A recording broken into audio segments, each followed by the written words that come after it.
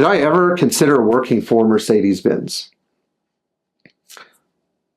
I had a friend of mine who's also a subscriber to the channel asked me this question a few days ago, and I thought to myself, wow, this would make a great video, because there's a lot of discussion these days about how automotive technicians are treated and why it's such a difficult field to get into and stay in. And one of the reasons why I felt so inclined to make this video is because I don't think that being a good automotive technician is really that hard to achieve. I think it's something anybody can do with enough focus. It's just that it's a very difficult business to make it in. You can't just be an automotive technician and assume things aren't going to change. Like if you're a doctor, the human body doesn't really change. The procedures might change, the surgical equipment might change, the human body doesn't change. It changes every 5 years when you're an automotive technician. It gets more complicated. It gets weirder. It gets harder to predict what's going on. And of course, when you come out with a new car, there's always a rash of issues that the factory doesn't know about because of reduced R&D budgets. So let's talk about the times that I've considered working for Mercedes and the reasons that I don't work for Mercedes. When I was 18 years old, I was strongly considering going to school to become an automotive technician. This would have given me a door to work at Mercedes, but it also would have meant that I would be eschewing a college education. Now, I understand there's a lot of negative press about college education these days, but I didn't go to college to necessarily find out what sort of white-collar job I wanted to pursue.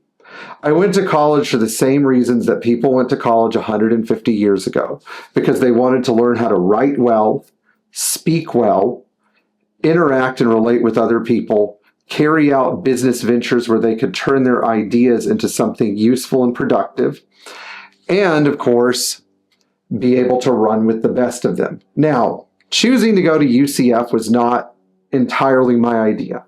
Initially, I wanted to go to the University of Florida, but some issues I had during my senior year didn't really allow that to happen. I had my heart set on UF, but I did not do well on my SATs. I had some disciplinary issues, which has, unfortunately, when I was in middle school and high school, were a theme of my life. I'm not a white sheep by any means. I'm not a black one either, but sometimes when people would upset me when I was young, I would not relent. I would let them know how I felt. And so I was left with two choices: go to a crappy school far away from home, or go to a crappy school close to home. The school that I chose was UCF, now the Walmart of colleges. But I had been approached by a representative from Mercedes, and they had wanted to send me to UTI. And the guy came to my house and talked to me. I was about 18 years old, and he said, "We'll give you a new car. You need to finance your toolbox," which is like $10,000 I didn't have, "and you will have to go to school for 6 months at UTI, and then you'll go to Mercedes and you'll get hired. You might actually even end up running the dealership at one point in time." Well, it does happen. It happened to my friend Stuart, runs the service department. But at the time, I told the man, I said, "I'm really only interested in older Mercedes. I'm not interested in these new cars." And he looked at me and he said, "How old?" And I said, "Oh, well, if you gave me a car, could I get like a really nice 83 240D? This is about an 18-year-old car then." And he looked at me and he's like, "No, we're not going to do that." Okay, thanks. You know, he lost me when he said I couldn't get the 240D. But I still had some interest in working for Mercedes. Unfortunately, I was unable to find a job when I was in college, so I had to go work for a used car dealer. And I had some opportunities to interact with people who sold Mercedes parts. And that was fun. I considered possibly getting a job and going into the parts business. Then I learned something about selling parts. When you sell parts, you have to actually take down long lists of numbers, sit at a desk all day, and then get somebody in a warehouse to fill orders. Often the people in the warehouse don't fill orders correctly, and you have to go pull it yourself. This didn't look like fun to me. So I decided that I was going to just stick with the college path and get the rest of the way there until I opened my shop. But during the 2013-14, things started to get really difficult here at the shop because I felt that the business was not growing. It was just me and my sister. So I had proposed a partnership with another local Mercedes dealership, and they graciously entertained it with me. The problem wasn't the partnership or the dealership or the management. It was the owner of the dealership. And the owner of the dealership, whose name I don't want to mention because I'm afraid that snakes will crawl into my bed and bite me, is a person that I was advised by somebody who knew him really well to avoid working with at all costs.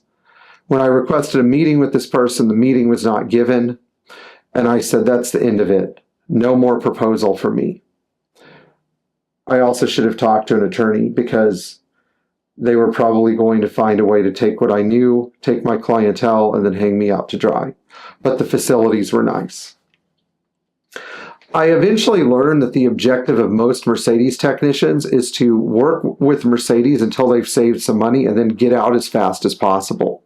Because when the dealership you're working at is charging $200 an hour and they're giving you about 5% of that based on, maybe sometimes you might get 10% or whatever.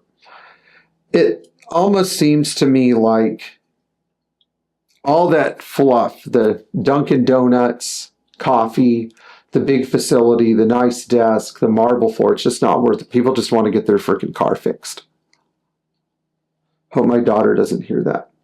But the whole problem with dealerships is that they lure young people in, sort of like building a gulag with beautiful roof, beautiful walls, beautiful lifts, a beautiful electrical system, air conditioning, heating, but you're still going to work yourself to death in the gulag. A perfect crystal palace of a gulag.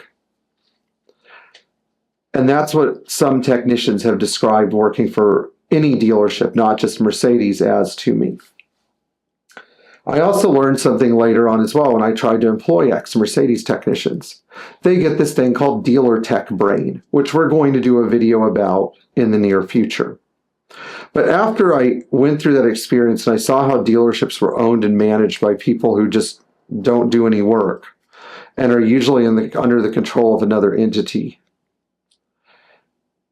they will put a person's name down as the owner of the dealership, but that person's not the owner. They don't own anything. They're just there as a scapegoat. And when you don't know who your boss is, maybe it's not a good idea to work for the company. And that was ultimately the conclusion I came to. I might go to the top. I might be the best. I might go work for Classic. I might get a nice job. But the truth is that I could make that choice outside of the organization. I just had to build the job and the shop and everything myself. Is the shop perfect? No. Shop's not perfect, but I think that Mercedes would have been even more difficult for me because I don't enjoy just standing there monotonously and taking things apart, putting on the same uniform every day and praying that I have to deal with some weird issue like a CLA whose pistons have split into 4 pieces. So thank you guys for watching this video. I hope you enjoyed it. For those of you who are slugging away out there working for Mercedes, I salute you. It's hard work. I appreciate everything you guys have done and put in. And I appreciate the people who've always given me a chance, whether they're my customers or the people who thought that, were from Mercedes and thought I'd be good at this. So I'll see you guys in the future. Much love to all of you.